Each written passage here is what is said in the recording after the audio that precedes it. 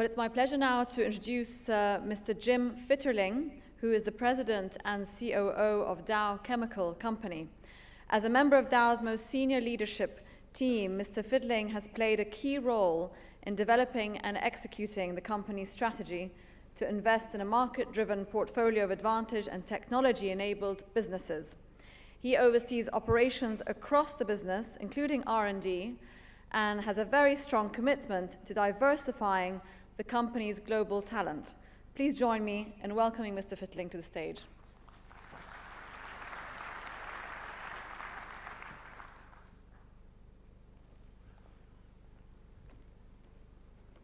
Thank you.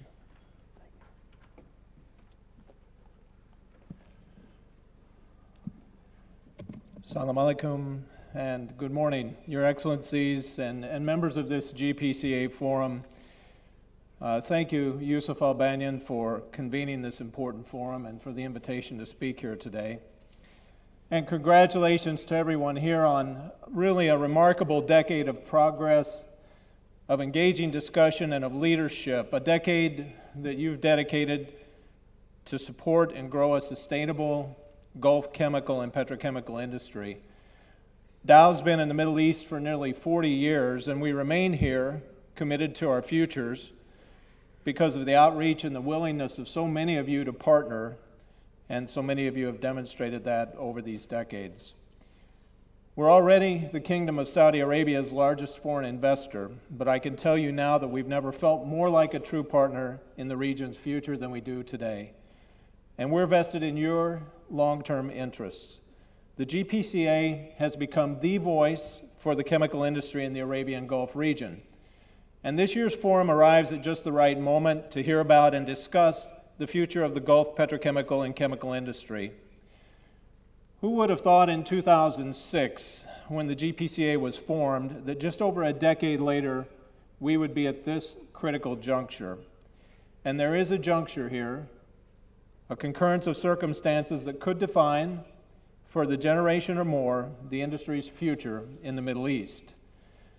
I know the theme of this year's forum is riding new waves, and for some of us, today's environment seems less like a wave and maybe more like a tsunami that threatens to wash over years of development and strategic work and economic gain of the GPCA members.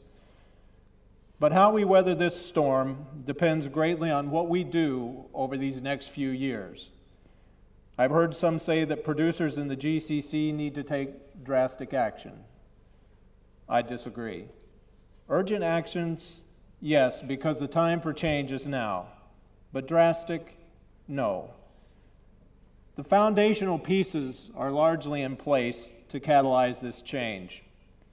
And having worked with many of you, I know that the resolve is here and that you understand it too. Now we just need to put the pieces together that not only allow us to survive, but that allow us to thrive and come through this change stronger than we came into it. In other words, now is the time for us to rethink, revise, and renew our strategic direction. Rethink our place in the value chain, revise our industry and government policies, and renew our foundational commitment that is crucial to support this new direction. Let me explain. The key challenges for us are well known, and we've talked about them here this morning. Oil prices have come down dramatically. Asia, Europe, and North and Latin America are all moving towards greater self-sufficiency of commodities within their own individual regions. And all of this is happening, of course, with the background of ongoing geopolitical instability and a growing working population that is restless for work. And lastly, I should acknowledge a trend that we're all witnessing and are still processing, and that is this: the criticisms of global trade. Long time the lubricant for the world's economic engine seem only to increase with each major referendum and election.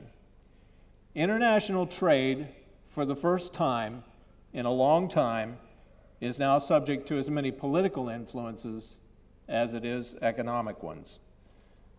The bottom line for us is this: the nature of competitiveness has changed, and not necessarily to the benefit of the Gulf region or producers as a whole.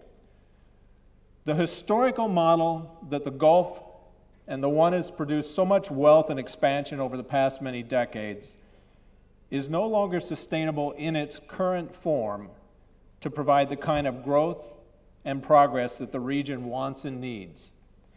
But getting to a more downstream model, and one that I think we all agree is beneficial, will require us to revise our investment strategies urgently as we adapt to this new economic reality. How? Let me suggest 3 ways that we can grow, and I'll start from the inside out. The first, I believe, and one of the most overlooked pillars of growth in the region, is self-help in the form of operational and functional excellence.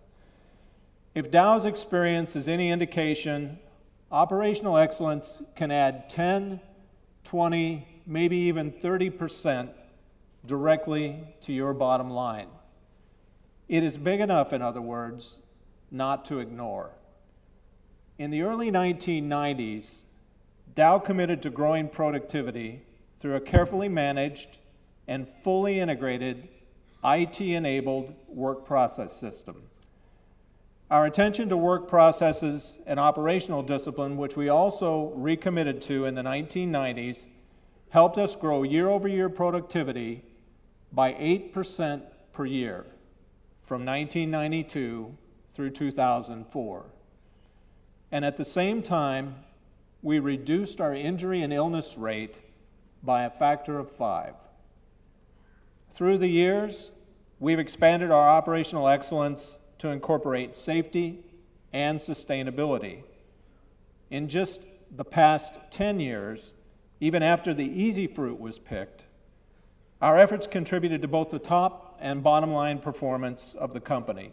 Since 2005, Dow has reduced greenhouse gas emissions by 27%, recorded 1,500 fewer injuries and illnesses, reduced spills by 11,000, and had 400 fewer process safety incidents. And we increased our community acceptance rates by 25%. At the same time, we exceeded our goal to have at least 10% of our sales come from products that are highly advantaged from sustainable chemistry. In 2015, those sales were 25%, or more than $12 billion of our total. As an engineer and as a business leader, I'm proud of those results. It shows what even one company can do committed to operational excellence. And if an entire region adopts a similar practice, it could go a long way to extend the historical growth pattern long enough to transition to a new business model. This region has been so advantaged for so long from a cost standpoint that it hasn't really needed in the past to focus on the details of energy efficiency and sustainability the way that the West has. But clearly the situation is changing, and that brings me to the second pillar essential to growth: moving toward a more knowledge-based manufacturing economy. When I spoke here 3 years ago, I talked about the need to embrace advantaged manufacturing as the linchpin in the economy, and that advice still rings true. Selling hydrocarbons will always be an important part of the Gulf economy, of course, but manufacturing those hydrocarbons into new products and solutions that the world needs is a value-added endeavor. We do that by building out the chemical industry, but we also often overlook that building out is also building up. Growth begets growth as we bring capabilities, layer upon layer, and new skills and new technologies and more knowledge are incorporated into the whole industry. Sadara, the joint venture developed by Saudi Aramco and Dow, is a great example of this. As part of that complex, and because of the push toward downstream capabilities in support of the now formalized Vision 2030, Dow chose Jubail as the location for our first reverse osmosis manufacturing facility outside the United States. It not only helps provide reverse osmosis elements for desalinating water, but it's a high-tech venture, and it requires highly skilled and labor and expertise. And we were pleased to start up this venture, the first-of-a-kind plant in the Saudi Arabian Kingdom, with a 100% Saudi workforce. And we support that facility and others with our Middle East Research and Development Center, also in Saudi Arabia, at King Abdullah University of Science and Technology. Today, we're not only providing the critical skill-based workers and the industry needs, we've developed a central hub for research and development, and we're creating jobs. And we're adding to the region's knowledge economy, which has a truly tangible benefit.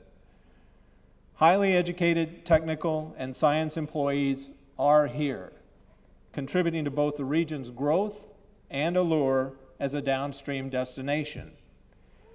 One that's known as much for its knowledge and intellectual capabilities as for its advantaged feedstocks. The Plaschem Value Park, located adjacent to Sadara, is another stellar example. The investments being made here are adding unprecedented diversification to the region. They're not only increasing the number of value-added performance products, but they're adding highly skilled and technical jobs. This transition, however, depends heavily on the third pillar I want to discuss, the critical ingredient for expanding growth throughout the region and ensuring that it's ready to take up its place in the new value chain. Over the years that I've been coming to the Middle East, I've watched in admiration as the region tapped into its natural energy resources to build the economy, leveraging one of the most valuable resources into unparalleled growth and scale. Now it's time to tap into another immense resource pool, a large potential, your hardworking and talented people.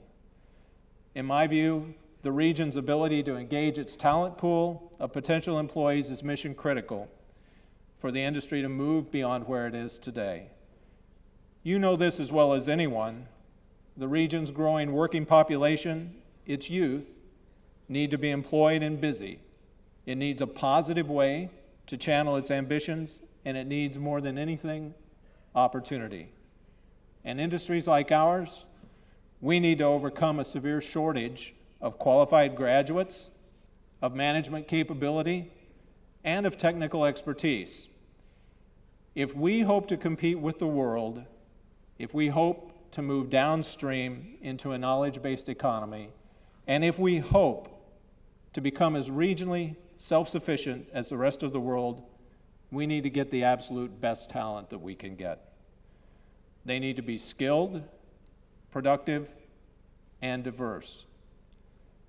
The last point, diversity, is especially important. At Dow, we've learned a lesson that's been very important to us over the years. In every lab, in every office, in every geography, we are better, we are more productive, and we are smarter when we have a diverse workforce to rely upon. And among the most underutilized part of this workforce throughout the Middle East are young women. Globally, 50% of females are in the workforce. In the Middle East today, that number hovers around 22%. Government policies that offer more educational opportunities to women, coupled with more internships and co-ops from participating companies, can improve these numbers. We can add diversity to science, technology, engineering, and mathematics fields, and at the same time, add to our ability to compete with the rest of the world. Populating our plants, our offices, and our labs with anything but the most diverse workforce and hoping to be successful in today's world would be like boxing with one arm tied behind our back. We're stronger, we're more balanced, and we're more adept when we include everyone in the workforce. The Gulf chemical producers have made tremendous strides over the past several decades. With the GPCA's guiding hand, the growth has been phenomenal. More than 100 million tons of production have been added. The product portfolio has doubled. Elastomers, acrylics, engineered plastics, are all helping to move it downstream. In other words, it's come very far, very fast.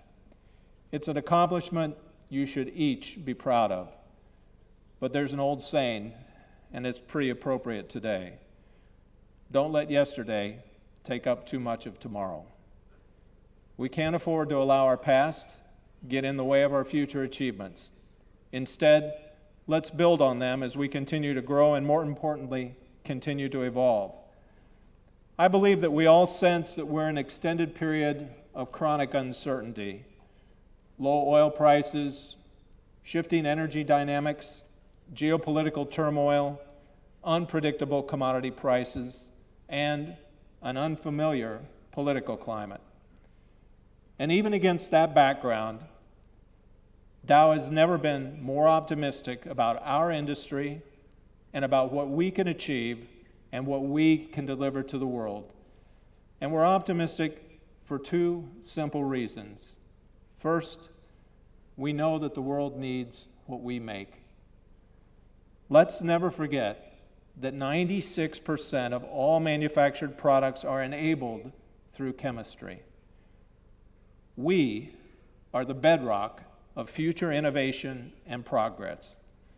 And second, we're optimistic because there are groups of leaders like the ones assembled here today at the GPCA who understand the need for reforms and the call for urgency. Now is that time. The time for us to rethink our place in the value chain, revise our industrial and our government investment strategies, and renew our commitment to growing the future together. Dow is here, and we're ready to help in any way that we can. We're proud of the partnerships that we've developed and the collaborations that we've formed through these decades, and we look forward to adding several more chapters to our amazing history here. Thank you for inviting Dow to speak today, and I look forward to continuing our discussions in the panel session that's coming up next. And I hope you have a fantastic GPCA conference. Thank you very much.